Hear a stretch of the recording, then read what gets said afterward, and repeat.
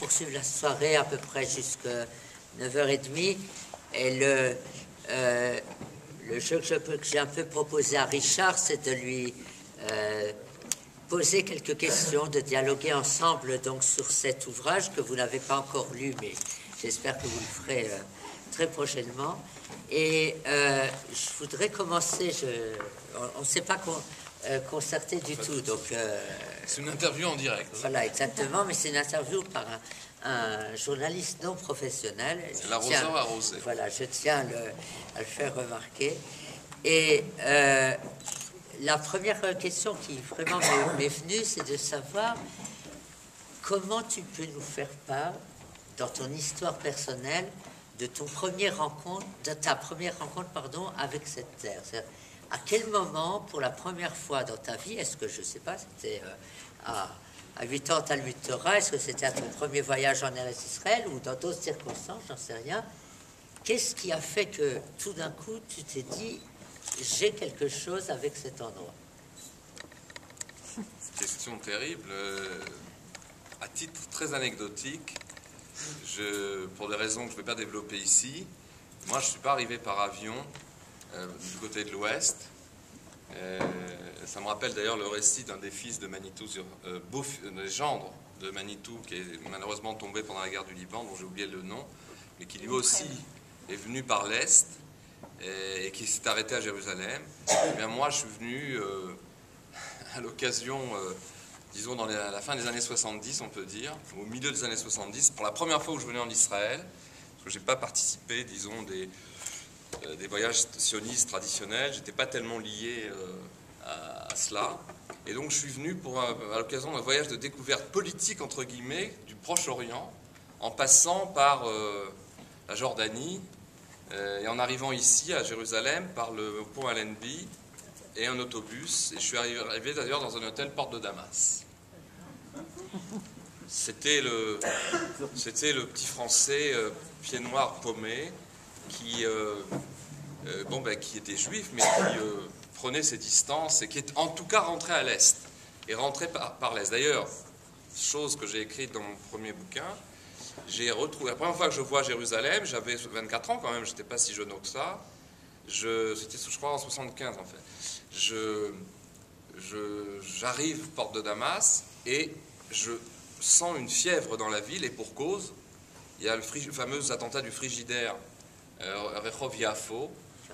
D'ailleurs, son auteur a été libéré, pas récemment, mais il y a quelques semestres, assez vieux, un frigidaire qui a explosé, qui a fait beaucoup de victimes, et ça s'est passé quelques jours avant que j'arrive à Jérusalem. Et qu'est-ce que je vois? Je ne vais pas être trop détaillé là-dessus, c'est pas l'objet, mais je vois une ville avec des patrouilles militaires, une effervescence, et tout d'un coup, ça me replonge dans la guerre d'Algérie, et je fais cette comparaison qui n'est pas tenable sur le plan historique et politique, parce que c'est celle que font les mauvais journalistes, c'est-à-dire de comparer les deux situations, mais moi, au niveau émotif, ça m'a fait peur.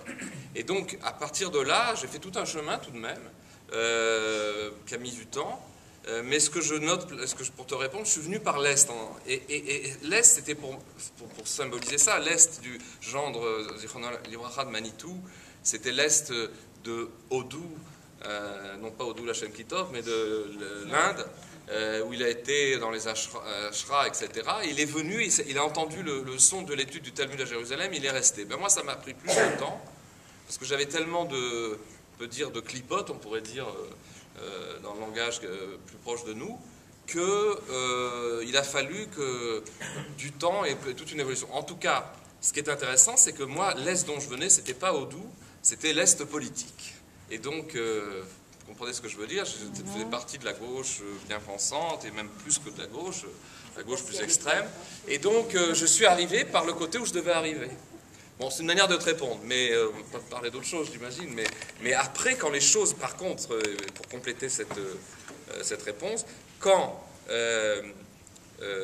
puisque finalement, entre cette époque et celle où ensuite, après, j'ai créé une famille en France, avec mon épouse, qui, elle, était beaucoup plus engagée dans la vie juive, et la vie sioniste, quand on a décidé, comme on disait à l'époque, sans l'agent juif d'ailleurs, de faire un voyage d'études, je crois que c'est le mot qu'on emploie toujours maintenant, et bien c'était en 84, finalement à peine 9 ans après, Et quand nous sommes retrouvés, et ça je réponds maintenant à ta question, un parcours en 9 ans, et quand nous nous sommes retrouvés, elle et moi, on avait confié nos 2 petites filles à nos parents, on s'est retrouvés à Jérusalem, cette fois-ci je suis arrivé en avion par l'ouest, et bien là on s'est senti à la fois non, évidemment ému, mais c'était tellement sérieux, c'est-à-dire qu'on a senti que, je dirais l'appel de la Terre, ça fait un peu penser à l'appel du 18 juin, ça paraît un peu comme ça, mais on a senti que les choses étaient tellement sérieuses, l'actualité de notre venue était tellement forte, que quand on a été visiter, à vrai dire à l'époque j'accompagnais une délégation, c'était un voyage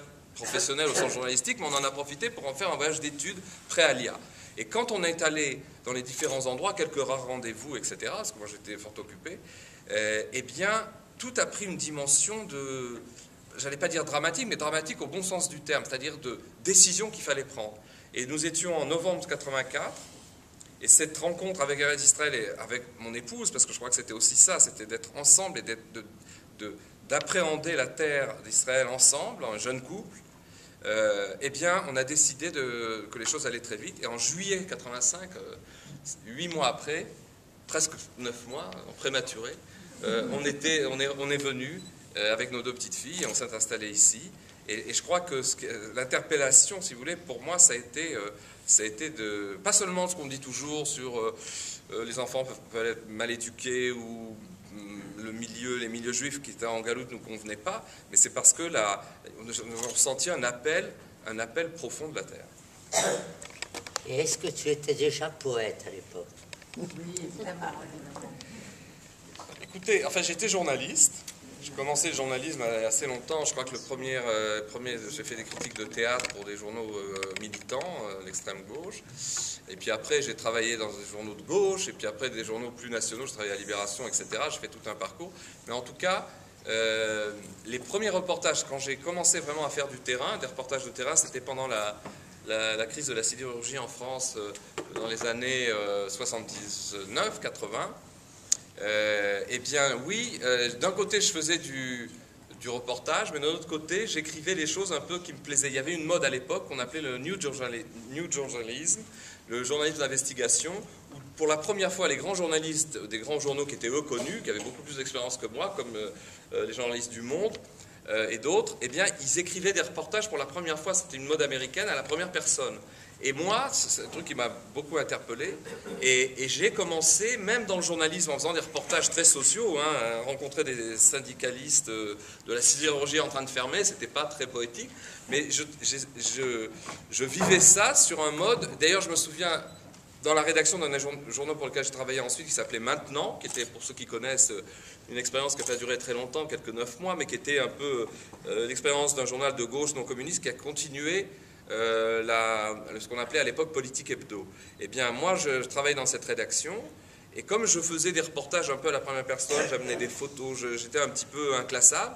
Je me souviens d'un journaliste, lui, très politique, très social, plus expérimenté avec moi, qui m'a sorti, c'est marrant, c'est ta question qui m'a fait penser, parce que je ne pensais pas parler de ça ce soir. Il a dit plutôt, toi, on se demande ce que tu fais là, tu es plutôt un poète qu'un journaliste. Et bon, après, les choses se sont corsées, parce qu'il a bien fallu creuser son sillon comme journaliste, etc. J'espère que par certains critères, j'ai réussi, pas réussi, c'est pas à moi d'en juger.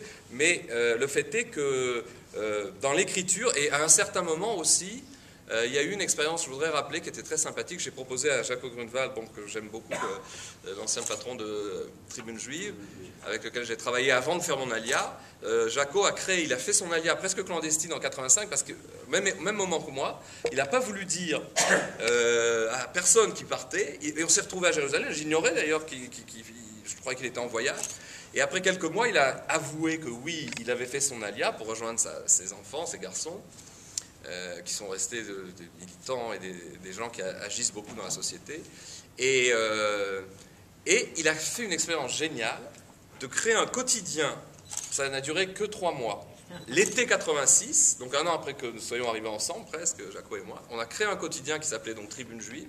Et qu'est-ce que je lui ai proposé de faire, à part les reportages et les choses? Je lui ai proposé de faire un petit encadré qui s'appelait Tranche de vie, un peu toute modestie assumée, parce que je ne me prenais pas pour Claude Sarraute, mais vous vous souvenez, dans Le Monde, il y avait ce petit encadré de la dernière page du Monde, où où, non pas Claude, mais Nathalie Sarraute, qui était sa fille, pardon, signait une rubrique quotidienne absolument extraordinaire. Et donc j'ai proposé, et j'ai fait, bon, à mon petit niveau dans Tribune Juive à Jérusalem en français qui n'a duré que 3 mois, j'ai fait cette chronique en pensant que c'était une manière de parler du réel, mais autrement. C'était un blog. C'était un blog débloquant. Ok. Et, ok, tu fais ton alia, comment dire, tu découvres tes liens avec la terre, tu découvres en même temps que cette vocation poétique peut être quelque chose qui se combine. Maintenant, c'est quoi tes trucs comment dire, de chroniqueur, puisque c'est un peu un chroniqueur en fait. Quand on regarde ton bouquin, on a l'impression que tu t'es arrêté tout d'un coup à un certain endroit et c'est ce que tu fais. Tu te balades, tu as un carnet, tu as du matériel, ou alors tu commences un texte à un moment, tu reviens plus tard. Comment ça se passe? Comment tu produis tes œuvres? Tout à l'heure, Beno a cité Claude Vigée, que j'ai eu le plaisir de rencontrer qu'une fois, mais dont j'ai lu les œuvres, et qui m'a beaucoup inspiré au niveau de la méthode. Et lui, justement, on en parlera peut-être tout à l'heure, mais rapidement, il parle d'un nouveau genre littéraire, qui a d'ailleurs été défini par la citation de Yaakov, poète, mais il parle de manière plus, j'allais dire, littéraire, d'un nouveau genre qui s'appelle le judan, par rapport aux oppositions au roman. Le roman, c'est la littérature romaine de l'Occident, et lui, il définit un genre qui s'appelle le judan, qui est la littérature du juif revenu en Judée, enfin en Eretz Israël, et notamment en Judée. Et il dit quoi? Il dit que justement, le judan, il dit 2 choses. C'est l'aller-retour entre l'intériorité et l'extériorité, c'est-à-dire que c'est la réaction. On a tous des émotions vis-à-vis des paysages qu'on traverse. Pas forcément que je me balade avec un calepin, mais on fait 27 ans, je crois qu'on est là. On a beaucoup parcouru, peut-être pas sous l'ordre immédiat qui avait été donné à Abraham d'aller aux 4 coins de la terre, mais on a parcouru tous les uns et les autres, qui êtes là aussi. On va un peu partout en Eretz Israël. Je conseille d'ailleurs d'aller souvent à pied, pas seulement en voiture ou en bus. Je dis ça, mais c'est vrai qu'on a du mal aussi à trouver le temps des tioulim parce qu'on est coincé par le Shabbat. Enfin, on est coincé. Il y a le Shabbat et il n'y a pas un autre moment où on peut se promener. Mais disons que la vraie découverte de l'Eretz Israël, c'est effectivement à pied. Mais non, je ne fais pas plus qu'un autre des notes avec des chroniques sur des endroits que je vois. C'est l'accumulation et la richesse de l'expérience qu'il y a ici qui nous a poussé, nous a inspiré. Alors ce que disait donc Vigée, c'est que le judan, c'est nos réactions, nos émotions intérieures en tant qu'individu face à des paysages, à des gens, à des rencontres, des situations. Et ça, c'est la partie classique, disons, du poète ou de celui qui écrit. Mais il dit, qu'est-ce que c'est que le judan? C'est pas simplement cette intériorité qui est finalement très égocentrique, qui est très occidentale sur le moi, mais c'est aussi la possibilité d'ouvrir cette intériorité au télescopage par le réel, par les événements, par ce qui importe.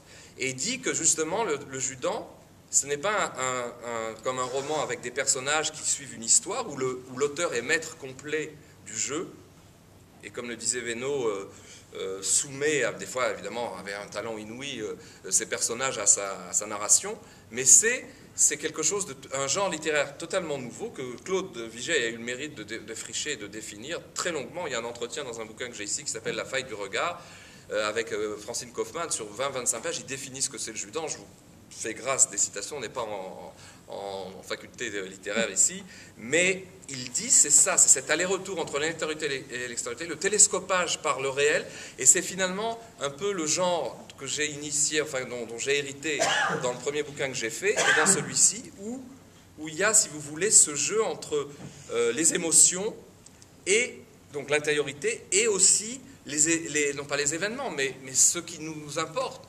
Et il explique, pour finir aussi, c'est pour ça que ça m'a fait penser à ta question, m'a fait penser à ça, il y a une deuxième notion que vous allez comprendre plus vite. Il explique longuement que finalement le judan, peut-être pour certains d'entre vous c'est la première fois que vous entendez cette expression, mais le judan s'apparente à un autre genre classique qui est justement ce que tu as dit, chronique des jours, c'est Divrei Hayamim.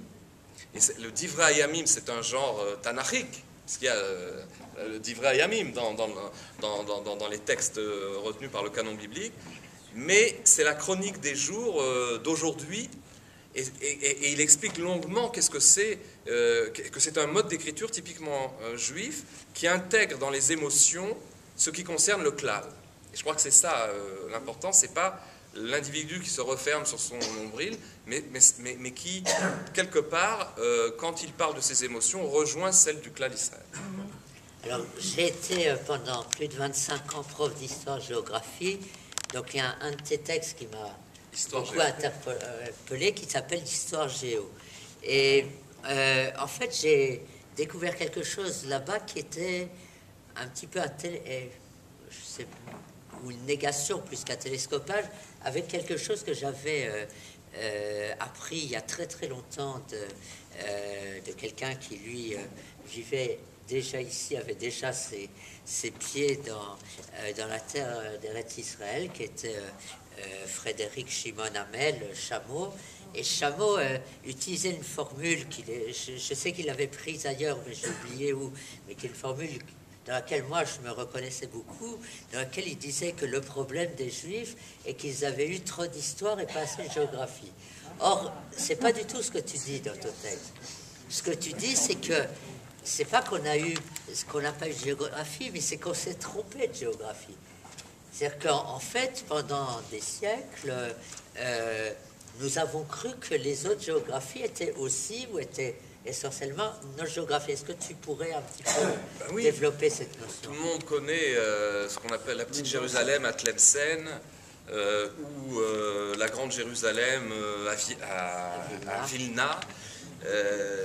Les expressions ne manquent pas de ces lieux qui ont été baptisés des lieux disons, de la vie juive, alors qu'elles étaient aux antipodes de la vie réelle du peuple juif. Donc je crois que ça c'est un aspect, mais je crois que c'était aussi le grand rabbin Kling, Zichrono Libracha, de Nice, qui avait justement, lui, faisait des émissions dans les radios juives à un moment, depuis Kfar Maïmon, où il a vécu avec l'un de ses fils, Eli, qui expliquait justement que aujourd'hui, comme le disait Chameau, on redécouvre une géographie, mais dans une histoire complètement changée. C'est-à-dire aujourd'hui, c'est la rencontre entre, si vous voulez, l'histoire, on peut dire, c'est le temps, c'est quelque chose qui fait plus penser à la mémoire, à la neshama, à quelque chose de spirituel, puisque c'est ce fameux mot Zman qui n'est même pas dans la Torah, c'est quelque chose qui a été créé par Dieu pour que l'homme puisse s'inscrire dans une construction. Et puis, c'est la rencontre entre ça et un espace, c'est-à-dire un corps, puisque l'Israël, comme l'a bien démontré Beno, c'est aussi un corps, et ce sont nos corps qui se retrouvent là. Et donc, on a une double nouveauté de l'histoire géo, pas seulement une géographie différente, ça oui, on a changé de lieu, mais c'est pas un lieu anodin, bien sûr. C'est un autre sujet de savoir quelles sont les spécificités d'Eretz Israël, ces valeurs tellement secrètes et fortes. Mais en plus, on a une autre histoire. On est un État indépendant, un peuple revenu, sorti des fournaises, non pas de Ur-Kasdim, mais d'Auschwitz, qui est revenu. Et donc, c'est une donnée complètement changeante. C'est-à-dire, on n'est pas dans l'antinomie histoire ou géographie, on est dans une histoire géo changeante. Et dans ce poème, d'ailleurs, je me permets de manière très discrète, mais grâce aux bonnes idées transmises par Claude Vigée, non pas d'interpeller, mais de jouer franc jeu avec mon frère de diaspora, en disant, finalement, vous continuez malgré tout de croire aux petites Jérusalem où vous habitez, mais vous savez que ce n'est pas vrai.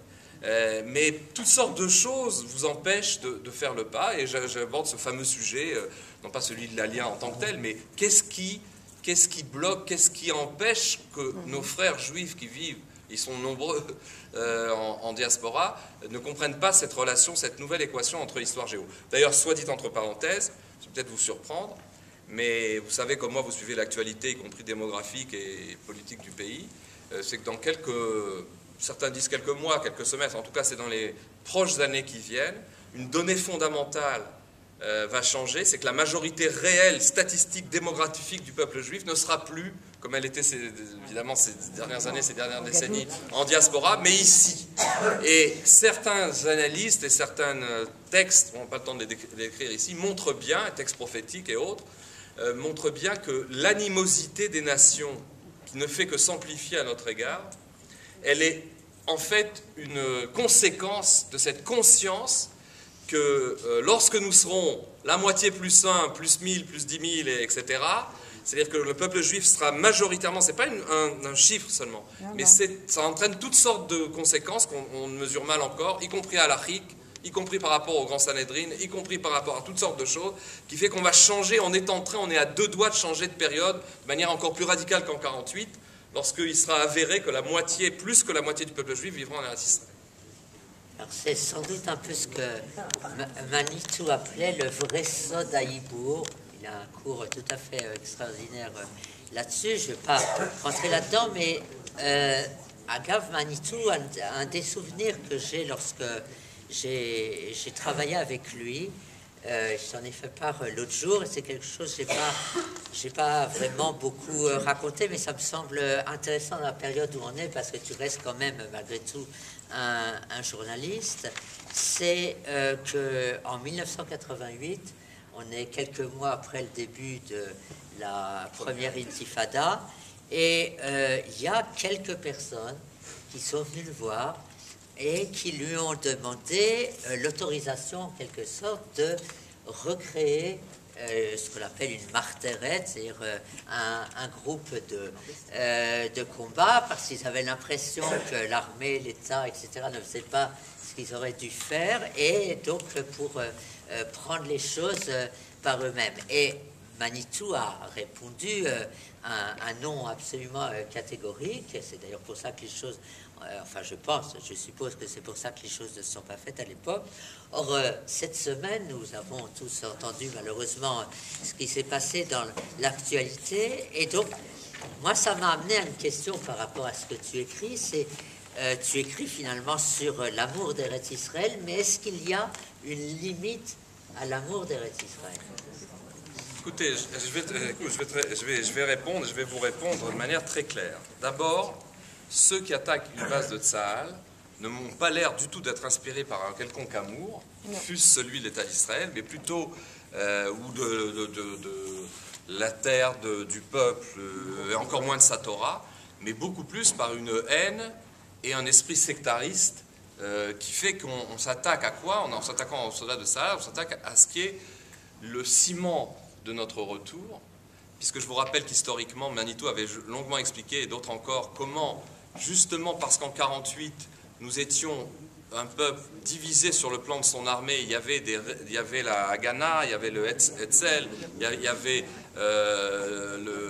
l'Echi, le Palmar, nous étions des bataillons séparés, et nous n'avons pas mérité de rentrer dans Jérusalem unifiée. Il a fallu attendre 20 ans, 19 ans, en 67, pour que le Tsahal, qui se crée comme corps de la nation, représentant, non pas le consensus, parce que le consensus israélien, c'est dans un autre domaine qu'on peut trouver, mais disons on a plus de choses en commun qu'on a en divergence.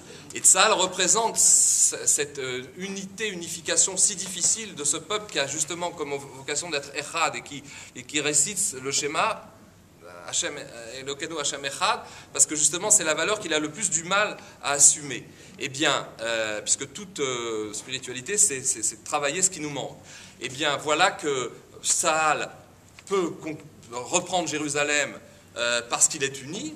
Or, ces gens qui attaquent Tsahal, si vous voulez, d'une certaine manière, il y a tout un... Je pourrais même dire autre chose, parce que c'est pas seulement qu'ils portent atteinte à ce qu'il y a de plus cher dans ce qui est commun aux Israéliens, de tous bords, mais plus encore, si parmi ce groupe, il y a des gens, il peut y en avoir, qui sont de grands idéalistes et qui pourraient peut-être pas tous, parce qu'il me semble qu'il y a d'autres causes qui font que ça a pris cette tournure, mais qui attaque une base de Tsahal au nom de la défense, de la Hitiyashvut, de fait intimider, de faire bien comprendre, prendre conscience à l'armée que lorsqu'elle voudra, sur l'ordre d'un éventuel gouvernement, s'attaquer pas seulement à des avant-postes, comme on dit, des campements, mais aussi éventuellement à des localités juives, ou ce qu'on appelle des implantations, ou des colonies, comme disent les membres de la clique journalistique occidentale, eh bien voilà que, pensent certains peut-être, eh bien, on a fait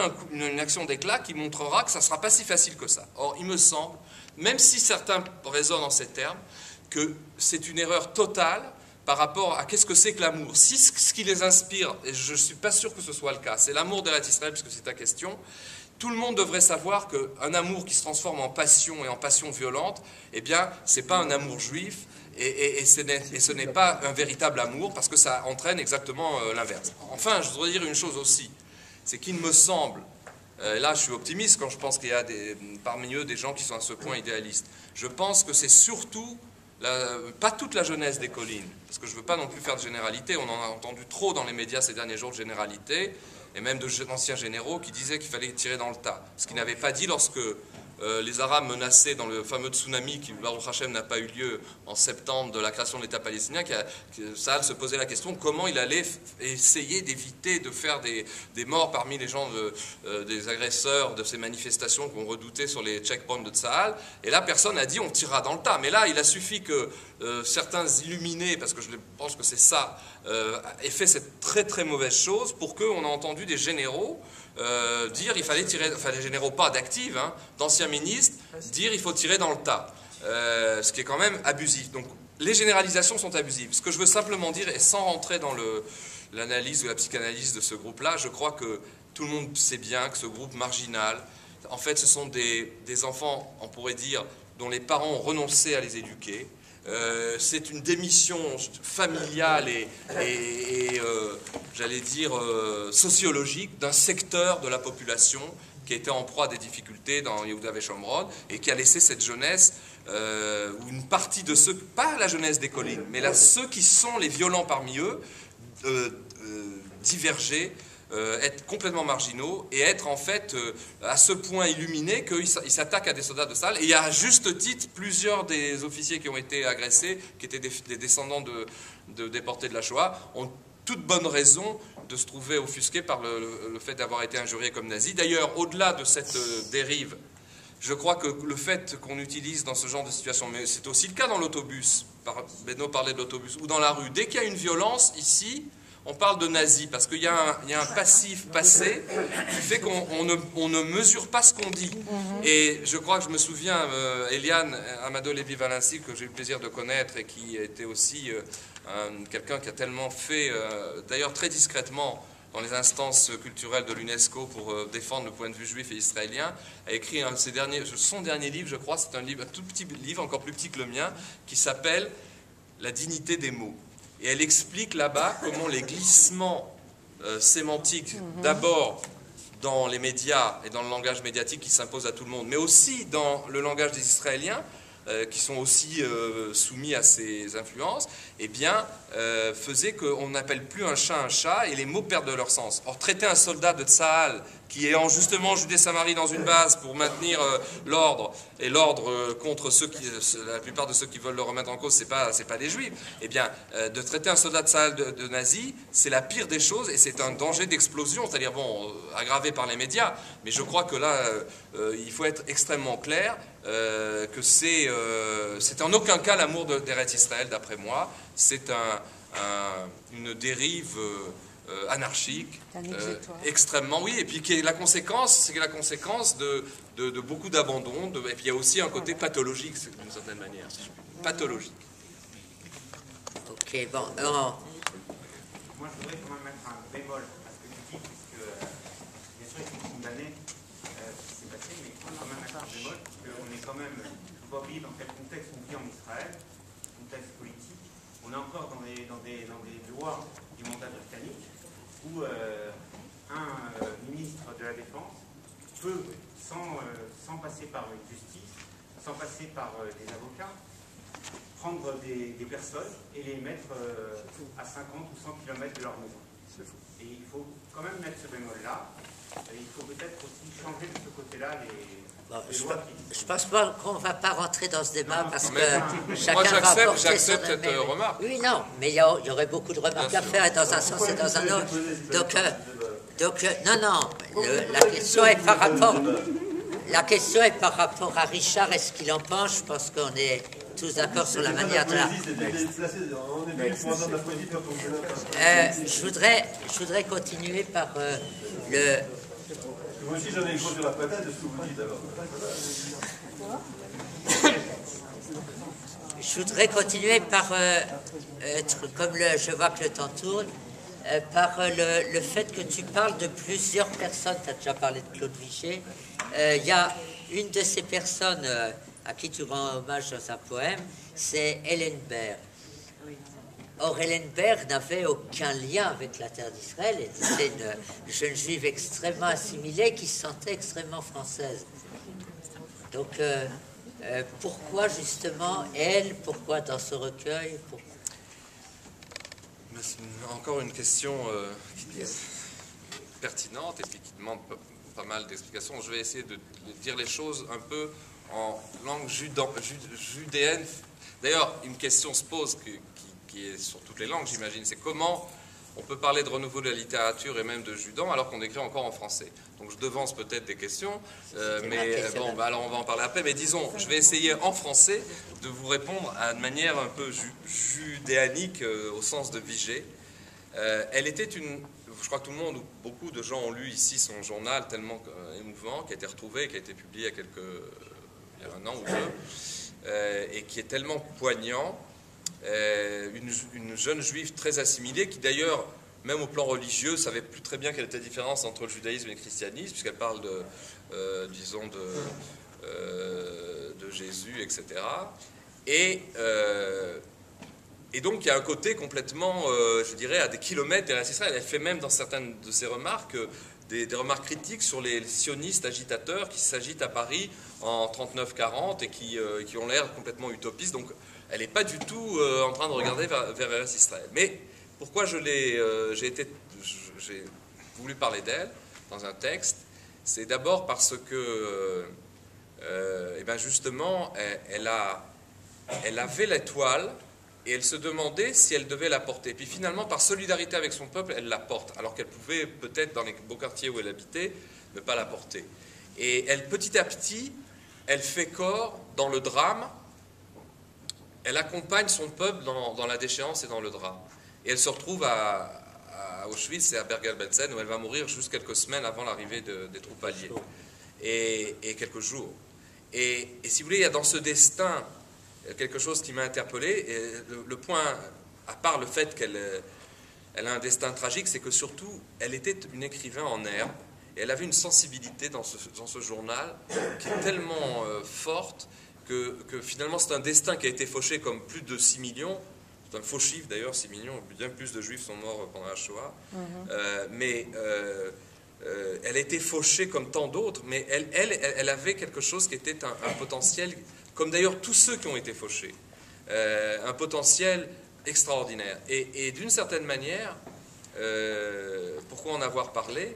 C'est parce que justement, alors qu'elle n'avait pas publié et écrit de choses, à part peut-être des mémoires ou quelques petits... elle était traductrice, elle connaissait très bien l'anglais, elle connaissait la littérature anglaise, mais à part cela, elle a eu des réflexions pertinentes à un point. Je vais juste vous lire 4 lignes qui ont fait que ça m'a percuté complètement, et c'est pour ça que j'ai voulu, d'une certaine manière, lui rendre hommage. J'ai pris 2 passages de son journal, très courts. Vous allez voir comment, justement, c'est très judéanique, parce que d'un côté, elle parle de la poésie, elle parle d'un moment extraordinaire, et puis après, elle en prend le contre-pied en disant ce que je vais vous lire. Cette journée s'est déroulée dans sa perfection, depuis le lever du soleil plein de fraîcheur et de promesses, lumineux, jusqu'à cette soirée si douce et si calme, si tendre, qui m'a baigné tout à l'heure lorsque j'ai fermé les volets. Et quelques lignes plus loin, quelques paragraphes plus loin, elle dit « On n'a pas le droit de ne penser qu'à la poésie sur la terre. C'est une magie, mais elle est suprêmement égoïste. Et donc, si vous voulez, j'en ai fait l'une des citations d'ouverture du livre, parce que je crois que c'est... Alors qu'elle était à des kilomètres de savoir qu'est-ce que c'était, non seulement Eretz Israël, mais encore moins le Judan, puisque c'est une théorie qui est arrivée dans les années 80 ici, etc., et qui est l'effet du retour, elle a, dans sa sensibilité, elle a cette sensibilité juive profonde, qui est d'un côté l'épanchement vis-à-vis d'un moment ou d'une émotion intérieure, et d'un autre côté, la conscience qu'on ne peut pas ne cultiver que cela, et qu'il y a cette poésie qui, lorsqu'elle est entièrement refermée sur le moi, est une force égoïste. Et je trouve ça absolument exemplaire. Alors tu as parlé de cette contradiction un petit peu entre le fait de célébrer la terre d'Israël et en même temps de le faire en français. Comment tu peux nous expliquer cela?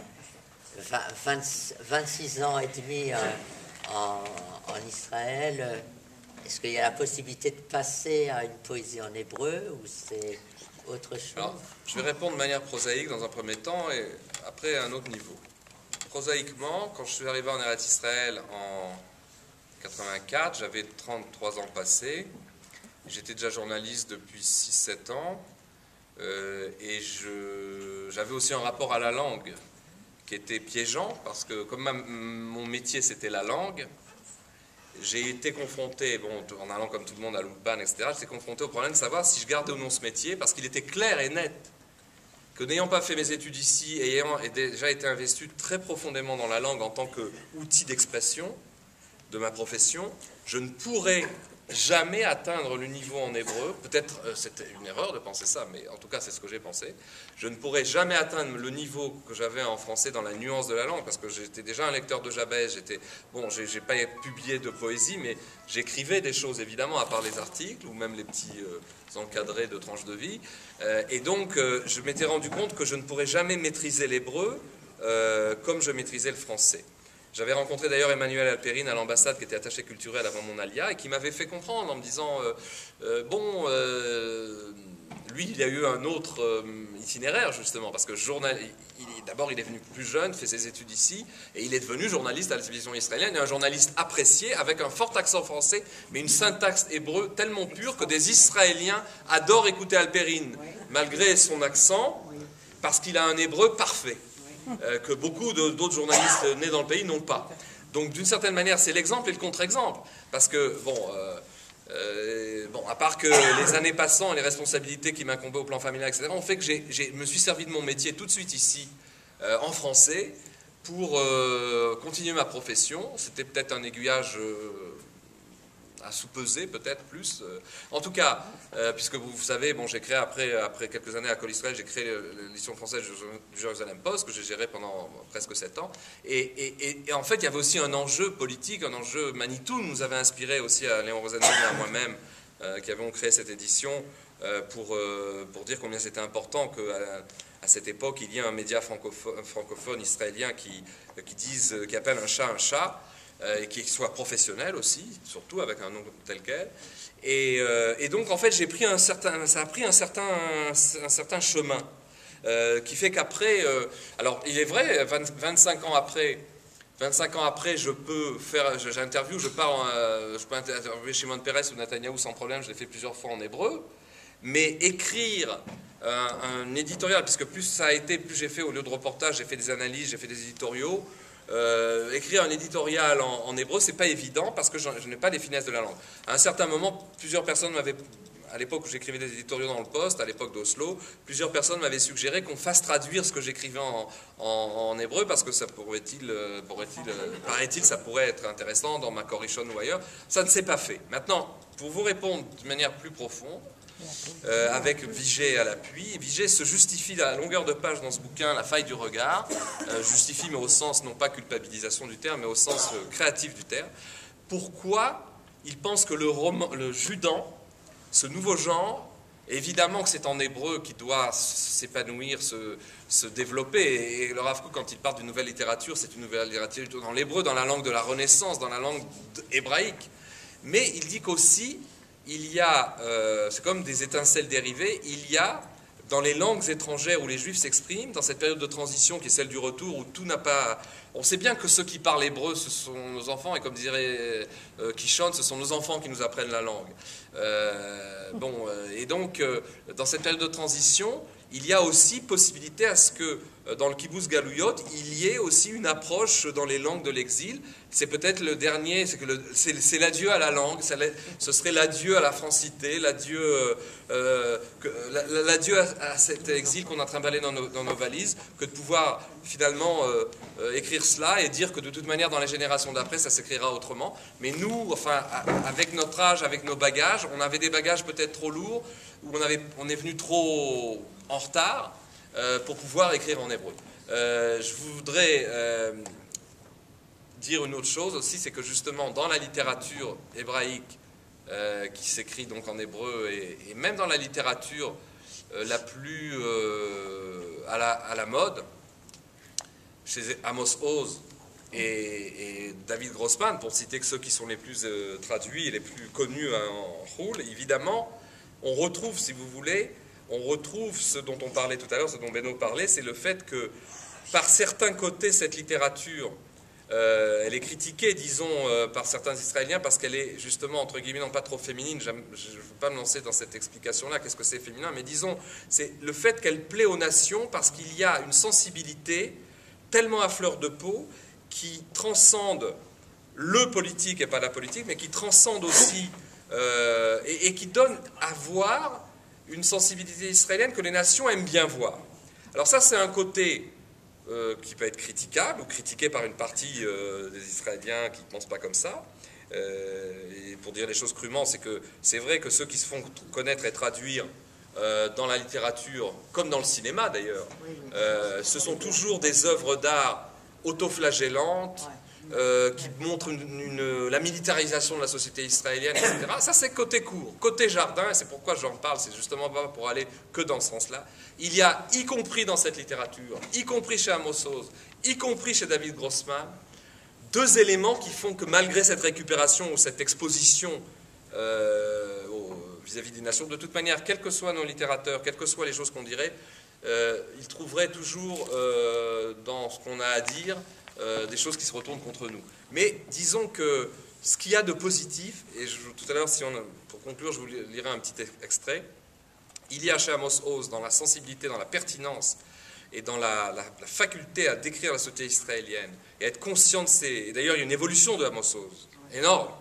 Donc, quand on prend ses romans d'il y a 20 ans et aujourd'hui, il y a une nuance, il y a vraiment une palette de choses extrêmement profondes. On voit que donc les grands noms, même, je dirais, non liés à la spiritualité officiellement, ni, disons, à ce qui peut mobiliser une partie du peuple, eh bien, on voit qu'il y a vraiment une force vitale qui s'exprime, un élan vital qui est très très proche d'Eretz Israël. Et pour l'illustrer, à moins que tu aies une autre question, je voudrais lire un extrait du roman dont on a beaucoup parlé, de David Grossman, qui était traduit qui est paru il y a 2 ans, 3 ans en hébreu, qui était traduit assez rapidement, de manière géniale, par une traductrice dont je vais citer le nom parce que vraiment elle a fait un travail, Sylvie Cohen, je ne la connais pas. Et David Grossman, le titre du roman, c'est Une femme fuyant l'annonce.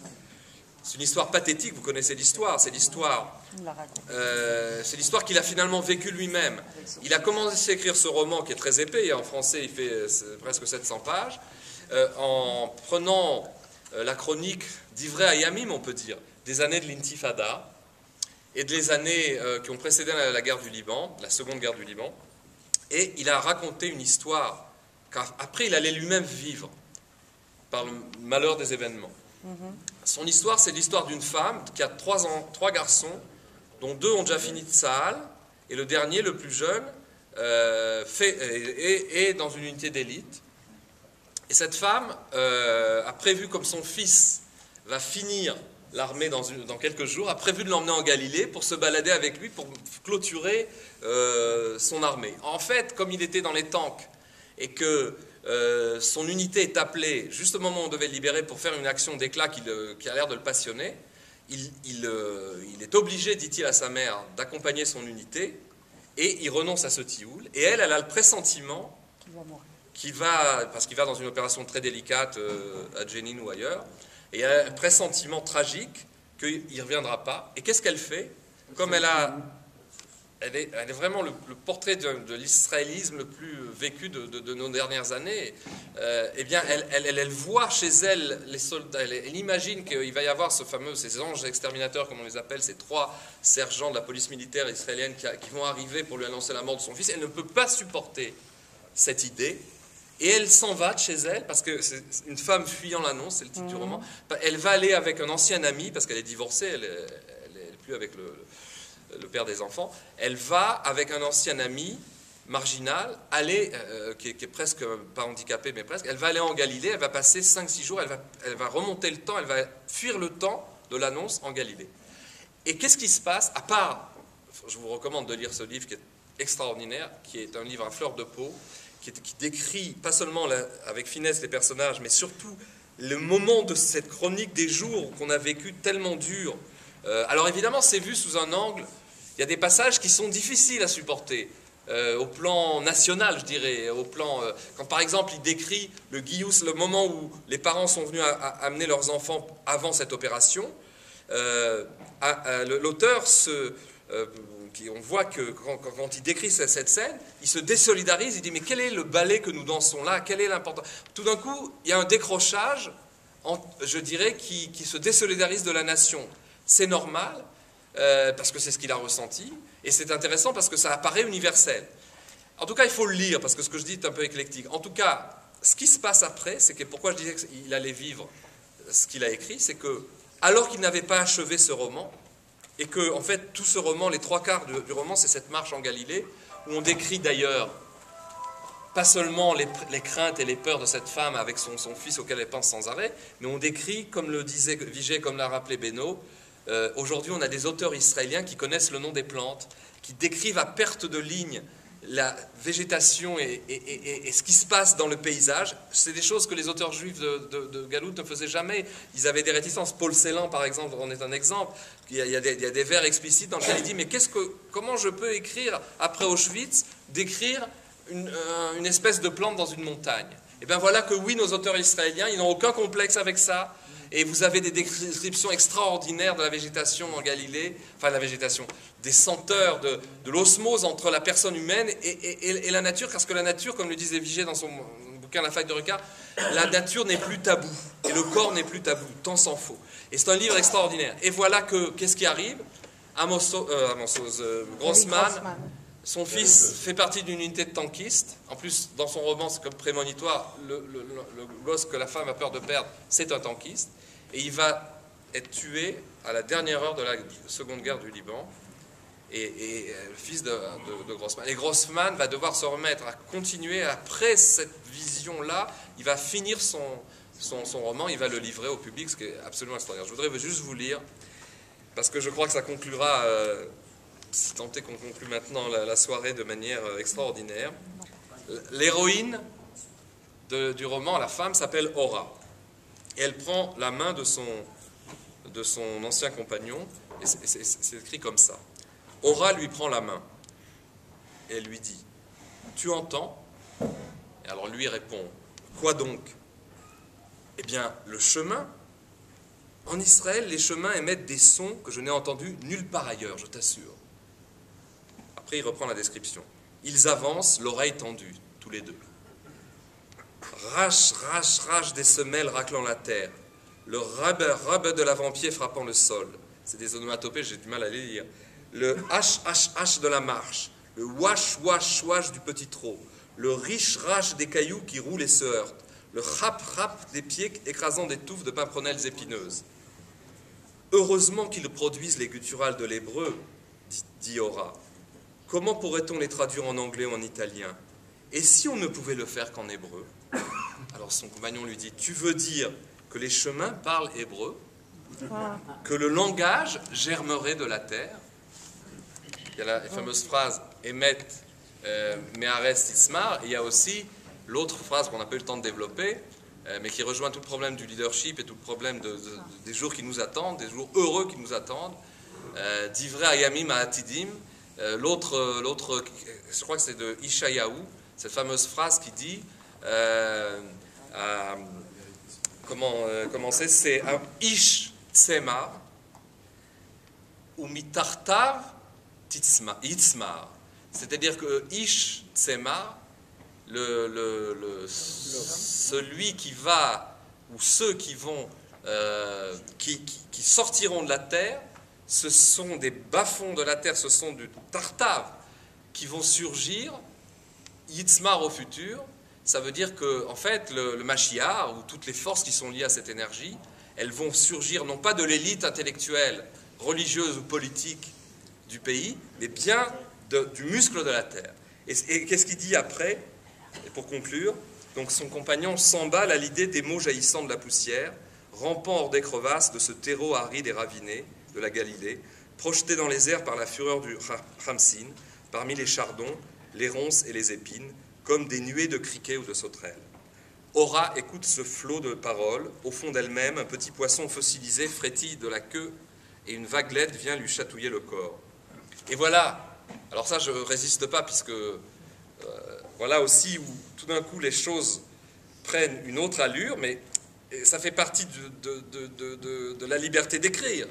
Mais évidemment, vous allez voir qu'est-ce que dit l'auteur après, et tout d'un coup, on retombe sur du réel différent. Il dit comme ça, elle dit comme ça. Je me demande comment cela sonne en arabe, ajoute-t-elle.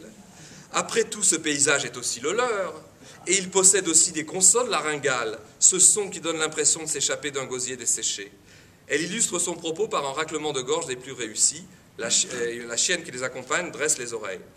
Alors elle lui pose la question parce que son compagnon, c'est un ancien des renseignements de Tsahal qui a été torturé, parce que capturé comme soldat pendant la guerre du Kippour et qui parlait parfaitement arabe. Et elle lui dit, tu te rappelles comment on dit chardon et ortie en arabe? On ne te l'a pas appris au renseignement? Il lui répond, les chars, les avions et les bombes, oui, mais pour une raison que j'ignore, ils ont fait l'impasse sur la faune et la flore. Grave erreur, décrète Ora.